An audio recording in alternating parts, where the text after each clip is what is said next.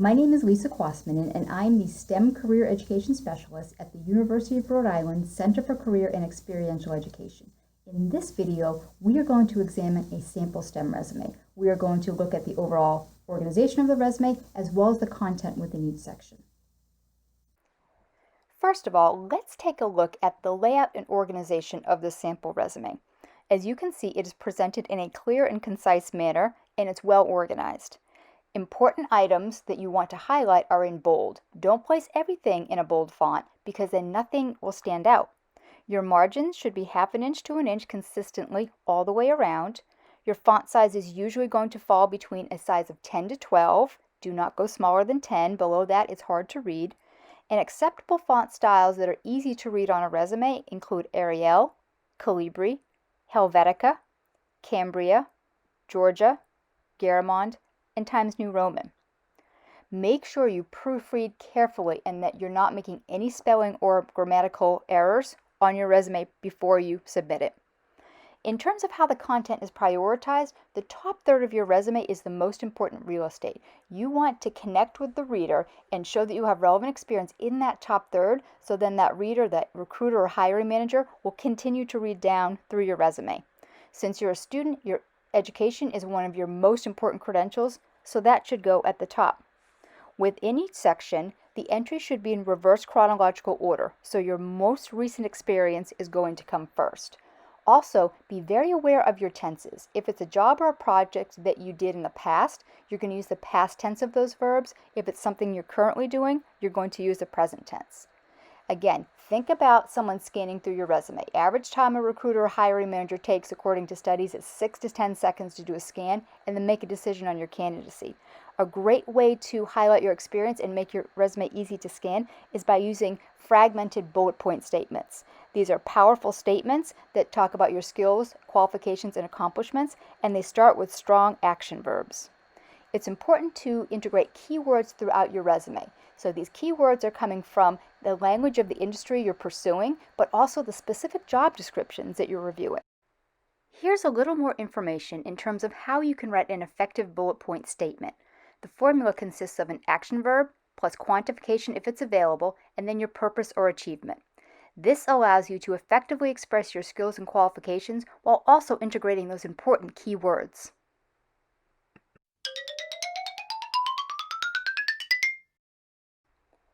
Now let's look at the content within each section of your resume. We'll start at the top with the header.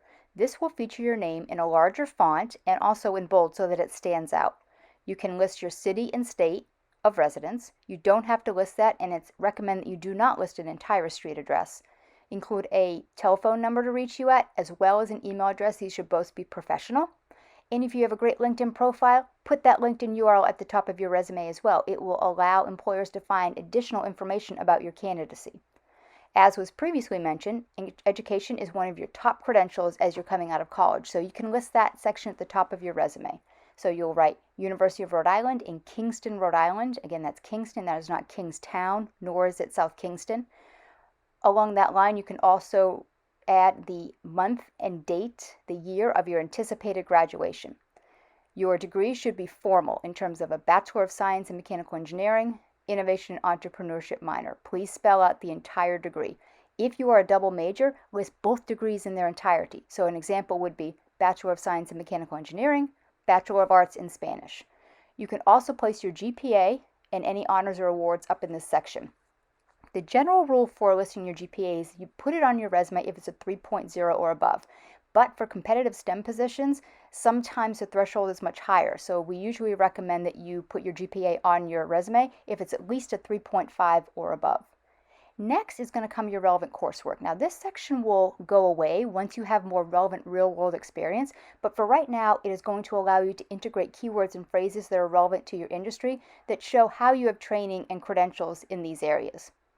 The next section is your technical skills section. Now for a general resume, skills should come at the bottom. But for STEM resumes, they're much more important because some of the positions you'll be applying for, you are required to know some of these programming languages and these other technical skills. So it's great to place them near the top of your resume so employers are going to see that you have these credentials right away. Next comes your relevant experience. So in this case, it's engineering experience. If you have worked in the field, especially through internships, this is where you're going to place that information. So as you look at the top third, it's very strong in terms of engineering. You have your degree, your coursework, the technical skills to back it up, and relevant experience in your field.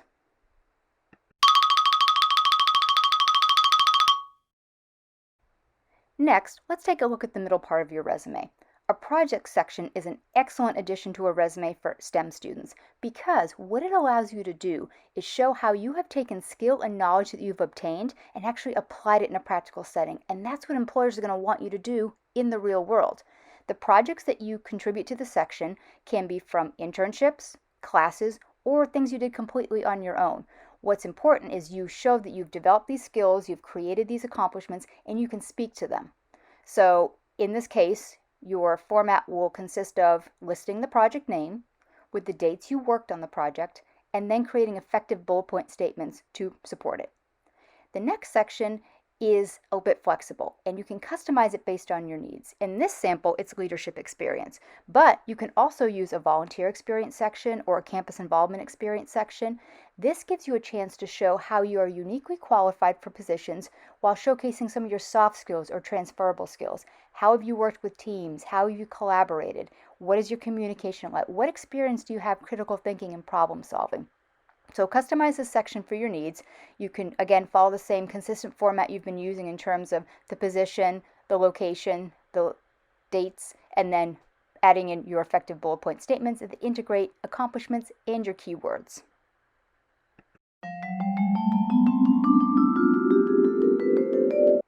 Now keep in mind that this is just a sample resume and no two resumes are exactly the same. So it's important to understand best practices and how you can most effectively communicate your skills and qualifications. Now in rounding out this resume, the student has placed activities and honors down there. This shows how the student is actively involved, working with others in a membership capacity in an organization, but also how that student is connected to the professional world and the reality of some careers. Now, next is the other work experience section. I get a lot of students that say, well, I have some work experience, but it's not STEM related. I was only a server or I only worked in retail. Again, this work experience is great while you have room on your resume because it allows you to showcase your soft skills. So this person worked in a very busy restaurant, used and developed a lot of skills as a server, but also was promoted and actually trained other people as well. So that's a great thing to show. Also, it shows a long term of employment, almost 4 years. Lastly, on your resume, you can put your language skills on there. If you put your language skills on there, make sure you note your proficiency. Don't just place a language on there because then someone is going to assume that you're fluent, and then that could be a sticking point as you get into an interview and the expectations are different. So you can place your language skills on there. If you are applying for a job where language skills are critical, maybe they have an office in Barcelona, you can move those language skills up. Again, think about prioritizing your content based on the specific needs of the jobs to which you're applying. For more information, check out our Writing the Resume module, available at uri.edu/career in the Modules section.